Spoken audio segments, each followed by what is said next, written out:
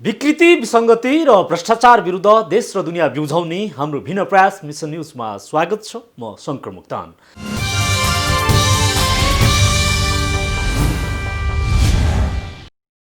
दर्शकवृन्द, हामी समाजमा भएका विकृति, विसङ्गतिको निवारणका लागि र जनहितका पक्षमा निरन्तर वकालत गरिरहेका छौँ।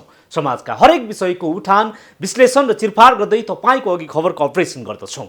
हरेक विषयको गहिरो अध्ययन अनुसन्धान गर्दै सत्य तथ्य खबरको चिरफार गर्दछौँ तपाईँ दर्शकका अगाडि। सामाजिक उत्तरदायित्वसहित सत्य खबर तपाईँ समक्ष पुर्याउने प्रयासमा तैनात छौँ र सम्बन्धित निकायको ध्यानाकर्षणका लागि खबरदारी गरिरहेका छौँ।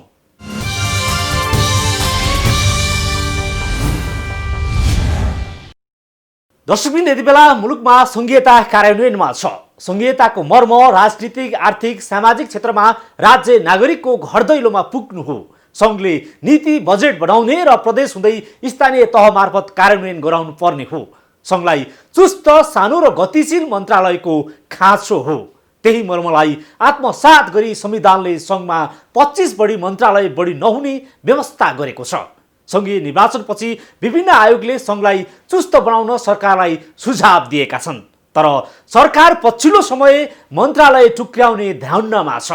नागरिक कोरोना कहरसँगै बाढी पहिरोको त्रासमा छटपटिएका छन्। नागरिकको दैनिकी कहर पूर्ण छ। मुलुकको अर्थतन्त्र धराशयी बन्दै गएको छ, तर मुलुकभित्रका जल्दा बल्दा समस्यालाई टाढै राखेर संविधान तथा नागरिक भावना विपरीत मन्त्रीमण्डल विस्तार गरिँदैछ। सरकारको मन्त्रीमण्डल विस्तारको अपरेसन आजको मिसन न्युजमा।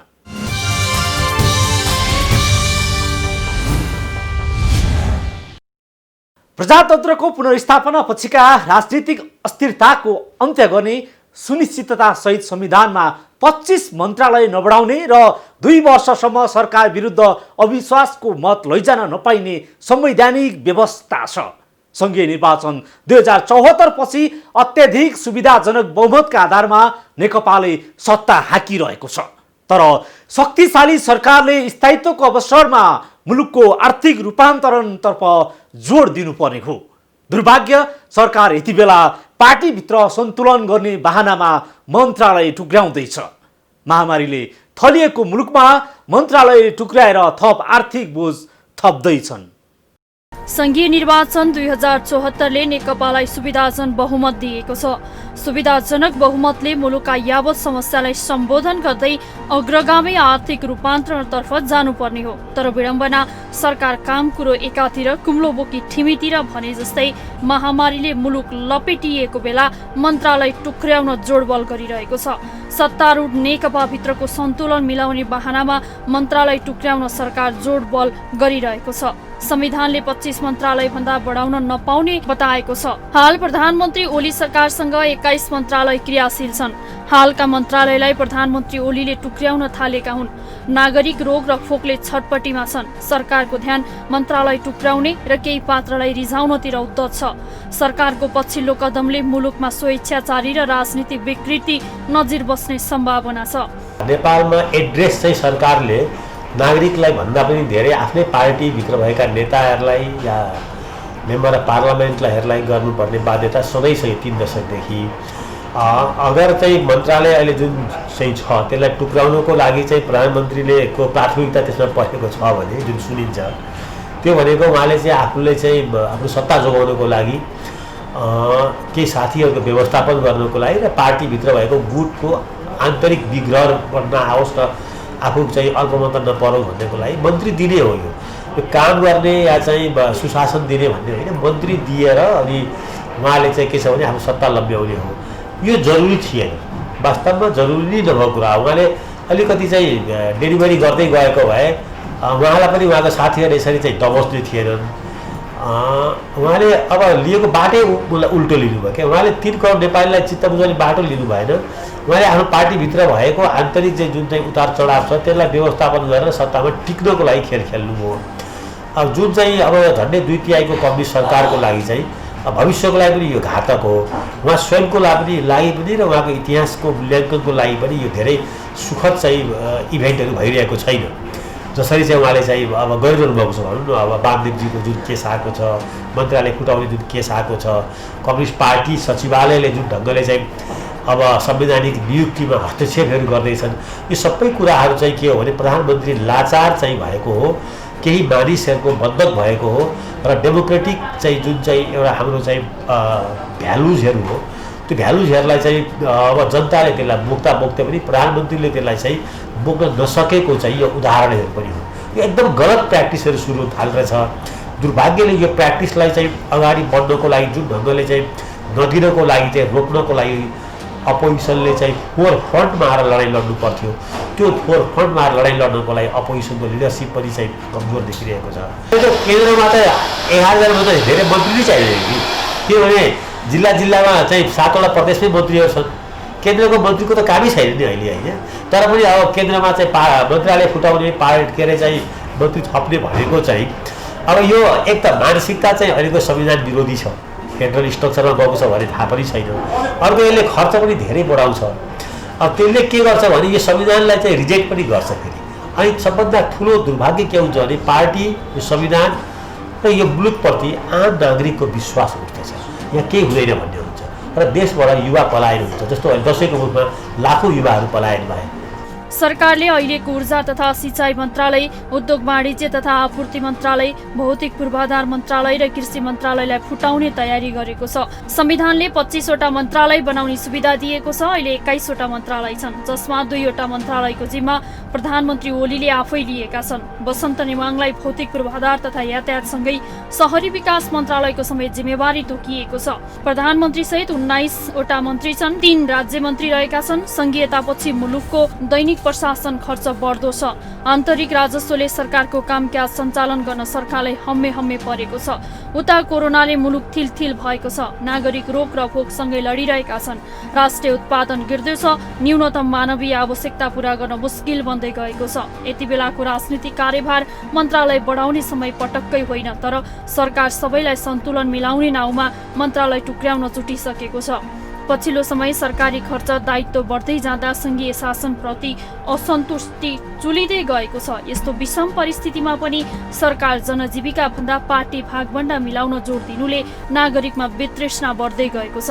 राष्ट्रले जस्तो सरकारले आवश्यकता देख्यो भने मन्त्रालयहरूलाई चाहिँ त्यसलाई छुट्याउन सक्छ र नयाँ अझ बढी चुस्तीका साथ काम गर्ने भन्ने कुरासँग त्यत्रो ठुलो आपत्ति होइन। तर यहाँनिर एउटा उदाहरणीय कुरा छ, किन मन्त्रालय छुट्याउने, किन मन्त्रालय समावेश गर्ने, एउटा गजब प्रश्न छ। जस्तो तपाईँले गएको चैतमा सरकारले एउटा निर्णय गर्यो, यो एआइजीहरूको पोजिसन र डिआइजीहरूको पोजिसनहरू पद जति थिए सङ्ख्या घटाउने के भनेर पारित गर्यो। तर गजब के छ भने अहिले थप्ने भनेर फेरि ती अस्ति चैतमा हटाउने भनेर धेरैजना छुट्टीमा जानुभयो, जसको प्रमोसन हुनेवाला थियो। तर तीमा कतिजना मान्छे हिँड्नुभयो, अब अहिले फेरि थप्ने भनेर सरकारले गृह कार्य गरिराखेका छ भनेर हामी पढ्दैछौँ। भनेपछि त त्यो चैतमा विदा गर्नको निम्ति एउटा षड्यन्त्रमूलक ढङ्गले उहाँहरूले हटाउने कुरा गर्नुभएछ त्यो बेलामा पदलाई। अब अहिले को मान्छे ल्याउनु पर्ने भयो, फेरि पदमा ल्याउनु पर्ने अवस्था भएको हुनाले नयाँ मान्छे चाहिँ पद सिर्जना गर्ने र पुनर्स्थापन गर्ने भन्ने कुरा, यो पदको पुनर्स्थापन, व्यक्तिको होइन, पुनर्स्थापन गर्ने भनेर अहिले निर्णयतिर गइराखेका छ भनेर समाचारहरू आइराखेका छन्। भनेपछि यो यस्तै कुरा हो, सरकारमा बस्ने मान्छेहरूसँग जब उद्देश्य हुँदैन, जब लक्ष्य हुँदैन, जब नीति हुँदैन, जब कार्यक्रम हुँदैन, जथाभावी अराजक शैलीमा हिँड्नुपर्ने हुन्छ, त्यस्तो बेलामा मन्त्रालय फुटाउनुहुन्छ, विभागहरू भत्काउनुहुन्छ, कहिले विभाग आफ्नो नेतृत्वमा सार्नुहुन्छ, कहिले अर्काको नेतृत्वमा पुर्याउनुहुन्छ। तपाईँले अघि भन्नुभए जस्तो आन्तरिक भागभण्डा र झगडालाई मिलाउनको निम्ति, त्यसलाई सन्तुलन गर्नको निम्ति मलाई लाग्छ हम्मे परेको छ नेकपामा। त्यही हम्मे परेको विषयलाई औषधिको रूपमा चाहिँ मन्त्रालय फुटाउने, औषधिको रूपमा नयाँ मन्त्रीहरूलाई ल्याएर राख्ने, औषधिको रूपमा अरू नयाँ पदहरू खडा गर्ने, अनि औषधिको रूपमा चाहिँ नयाँ केही मान्छेहरूलाई भर्ती गर्ने उहाँहरूको प्रयत्न छ।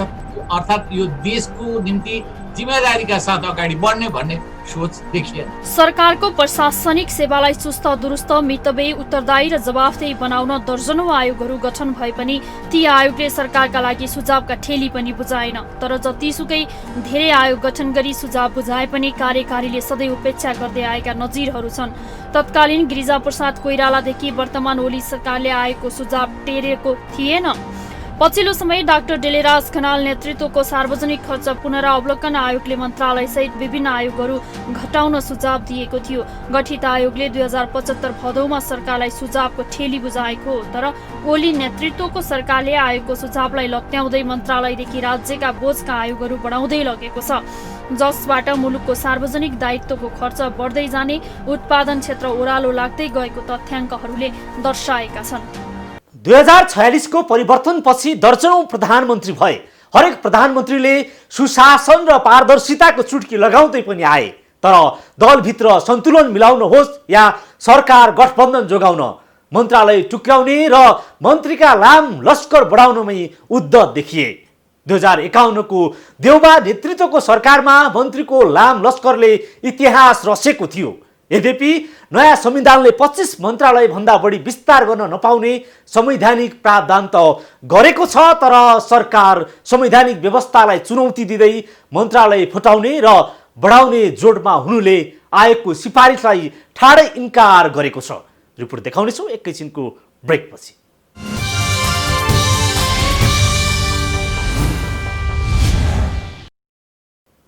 ब्रेकपछि पुनः स्वागत छ।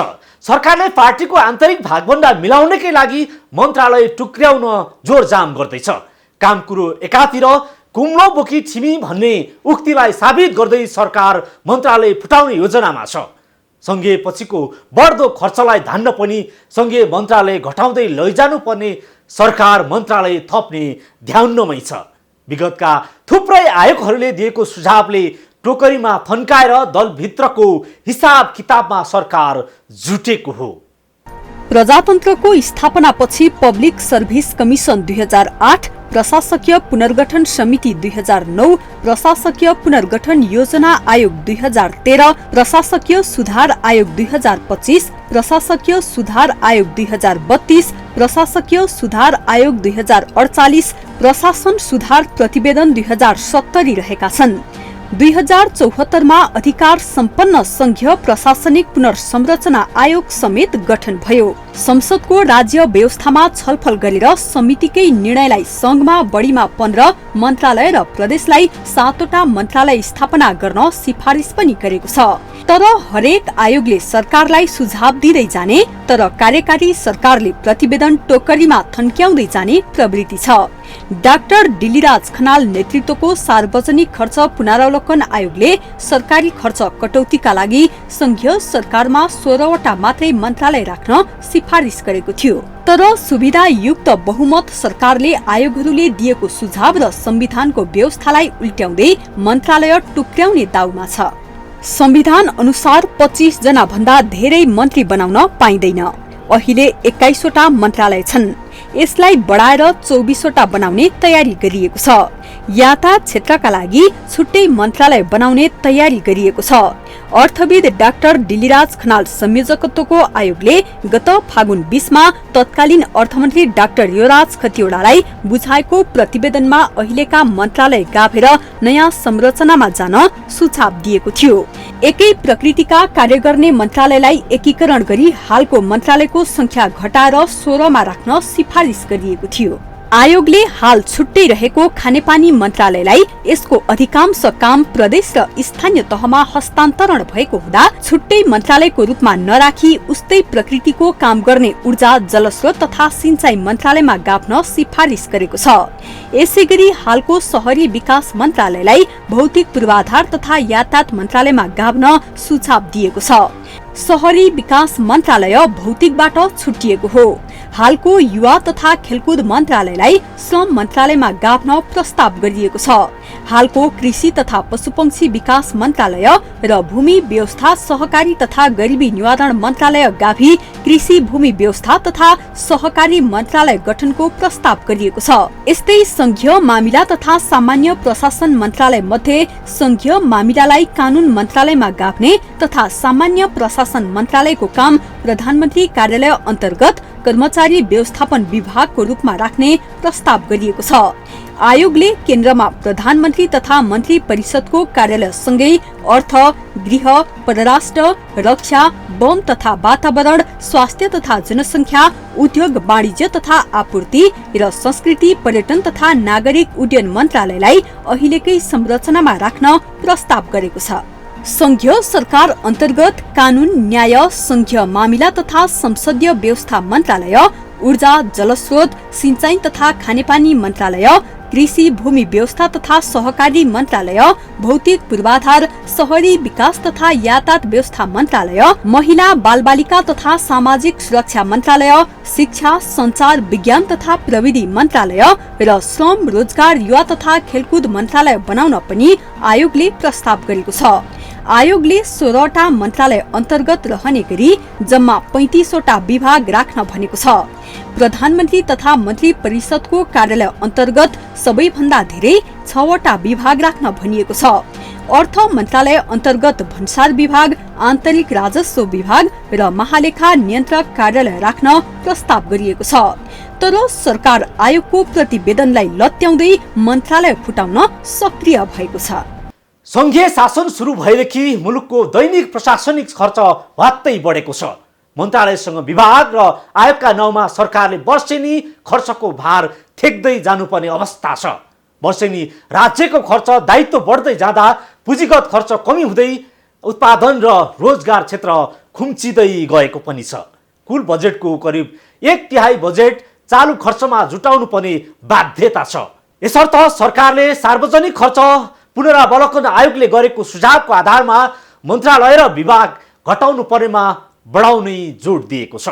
यसरी मन्त्रालय थप्दै जाँदा एक मन्त्रालय बराबर सभा 1 अर्बको चालु खर्च बढ्ने देखिन्छ।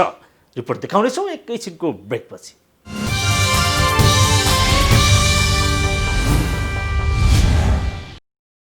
संविधानको व्यवस्था अनुसार 25 मन्त्रालय हुने व्यवस्था छ। तर सरकार पछिल्लो समय सत्तारूढ दलभित्र भागभण्डा मिलाउन मन्त्रालय टुक्र्याउन जुटेको छ। मन्त्रालय टुक्र्याउँदा मुलुकको वित्तीय बोझ थप बढ्ने भएको छ। प्रशासनिक खर्चलाई मितव्ययी बनाउन भन्दै पटक पटक प्रशासन सुधारका आयोगले सरकारलाई सुझाए पनि पुनः यसपटक सरकार आयोग सुझाव लत्याएर मन्त्रालय टुक्र्याउने जोडमा छ। राजनीतिक स्वार्थका लागि मन्त्रालय टुक्र्याउँदा एक मन्त्रालय बराबर सवा 1 अर्बको वार्षिक राज्यको खर्च दायित्व बढ्छ। 2046 को राजनीतिक परिवर्तनपछि तत्कालीन गिरिजा प्रसाद कोइरालादेखि हाल केपी ओली सरकारसम्म आइपुग्दा पटक पटक प्रशासन सुधार सम्बन्धी आयोग बन्दै आएका छन्। सबै आयोगले सरकारलाई प्रतिवेदन पनि बुझाएका छन्, तर कुनै पनि सरकारले कार्यान्वयन गरेनन्। दलीय अनुकूलतामा मन्त्रालय टुक्र्याउँदै मुलुकको वित्तीय बोझ थपिँदै गएको छ। विज्ञका अनुसार नयाँ मन्त्रालय थपिँदा राज्यको 1 अर्बको वित्तीय बोझ बढ्ने देखिन्छ। कोरोनाकै कारण मुलुकको अर्थतन्त्र कमजोर भएको छ। राजस्व फात्तै खटेको छ। राष्ट्रिय गौरवको आयोजना अधुरै छन्। शिक्षा, स्वास्थ्य क्षेत्र र पूर्वाधार विकास निर्माणमा सरकारी खर्च बढाउने बेला सरकार मन्त्रालय टुक्र्याएर वित्तीय बोझ बढाउन सुरसार गर्दैछ। अर्को महत्त्वपूर्ण कुरा चाहिँ अहिले कोरोनाको कारणले अर्थतन्त्र निकै कमजोर अवस्थामा पुगेको छ। अहिले हामीले स्वास्थ्य र शिक्षामा अझै लगानी निकै बढाउनु पर्ने अवस्था अहिलेको कोरोनाले थप देखाएको अवस्था छ। हाम्रा पूर्वाधारको अवस्थाहरू निकै कमजोर छन्। हाम्रा राष्ट्रिय गौरवका आयोजनाहरूको समग्र प्रगति 50% भन्दा कम छ। हाम्रा दिगो विकासका लक्ष्यहरूको निमित्त हामीलाई ठुलो रकमको अहिले आवश्यकता परेको छ, जसमा हाम्रो अन्तर्राष्ट्रिय प्रतिबद्धता छ।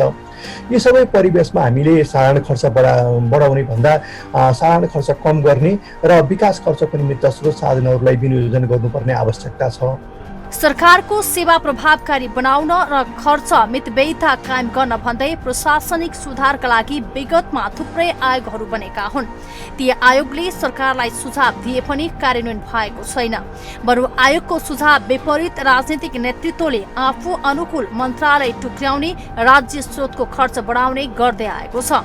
प्रशासनिक खर्च मितव्ययताका लागि प्रजातन्त्रको स्थापनापछि पब्लिक सर्भिस कमिसन 2008, प्रशासकीय पुनर्गठन समिति 2009, प्रशासकीय पुनर्गठन योजना आयोग 2013, प्रशासकीय सुधार आयोग 2025, प्रशासकीय सुधार आयोग 2032, प्रशासकीय सुधार आयोग 2048, प्रशासन सुधार प्रतिवेदन 2070 रहेका छन्। 2074 मा अधिकार सम्पन्न संघीय प्रशासनिक पुनर्संरचना आयोग समेत गठन भयो। संसदको राज्य व्यवस्थामा छलफल गरेर समितिको निर्णयलाई संघमा बढीमा 15 मन्त्रालय र प्रदेशमा 7 वटा मन्त्रालय स्थापना गर्न सिफारिस पनि गरेको छ। 2075 भदौमा डाक्टर डेलीराज खनाल नेतृत्वको सार्वजनिक खर्च पुनरावलोकन आयोगले खर्च कटौती गर्न सरकारलाई सुझाएको हो। तर यी सबै सुझावलाई लत्याउँदै सरकारले मन्त्रालय टुक्र्याउन जोरजुलुम गर्दैछ, जुन कदम मुलुकको वित्तीय बोझ बढाउने निश्चित छ। यो कदम राजनीति नेतृत्वको उद्देश्यमा प्रेरित छ। अहिलेको अवस्था के छ भने विगत 3 सालदेखि संघीयतामा गइसकेपछि हामीले अध्ययन गर्दा के पाएका छौँ भने वार्षिक सहर दर चाहिँ नेपाल सरकारले यो निजामती कर्मचारी अनि पार्लिमेन्टेरियनहरू भयो, नियुक्तिदेखि लिएर ब्याङ्किङ सेक्टरको यो चाहिँ नेपालको संस्थान भयो, विभिन्न क्षेत्रमा जुन सरकारले रोजगारी दिएको छ त्यसको लागि तलब भत्ता खुवाउन र वैदेशिक ऋण लिएको ऋणको किस्ता सामा र ब्याज तिर्नको लागि नेपालको राजस्वले नपुगेर सर्दा चाहिँ 1.5 खरब रुपियाँ चाहिँ थप ऋण लिनुपर्ने अवस्था अहिले नै रहेको छ। यस्तो अवस्थामा के छ भन्दा नेपाल सरकारले आफ्नो आकार घटाउने, कर्मचारी व्यवस्थित गर्ने, अनलाइनमा लाने हाइटेक डिजिटल सिस्टम चाहिँ सरकारी कार्यालयहरू बनायो भने अहिलेको नै खर्च सरकारको आधा जसो घट्छ। जुन पैसा चाहिँ उद्योग व्यवसायमा चाहिँ सरकारले लगानी गरेर सहुलियत दिन सक्ने अवस्था सिर्जना हुन्छ। तर सरकारले के गरिरहेछ त भन्दाखेरि नेपाल जस्तो सानो देशमा 15-16 वटा भन्दा बढी मन्त्रालय चाहिँदैन जस्तो लाग्छ।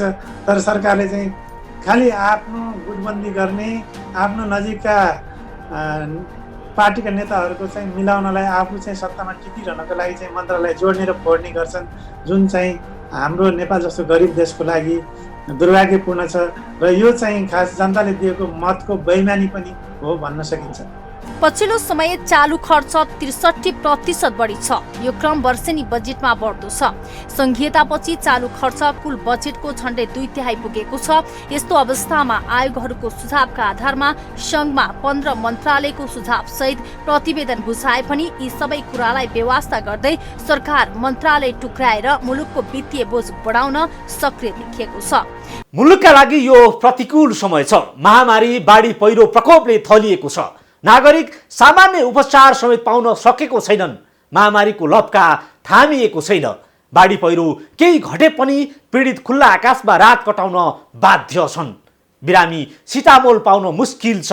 सडक पूर्वाधार ध्वस्त छ।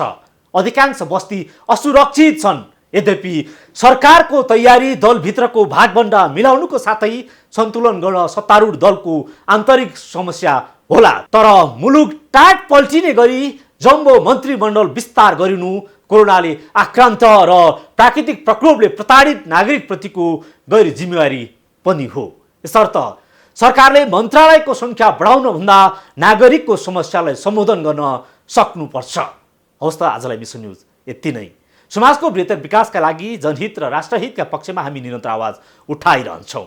विकृति, विसङ्गति र भ्रष्टाचार विरुद्ध देश र दुनियाँ बिउझाउने मिसन न्युज जारी छ। सत्य, तथ्य र निष्पक्ष समाचारको लागि हेर्दै गर्नुहोला माउन्टेन टेलिभिजन। नमस्कार।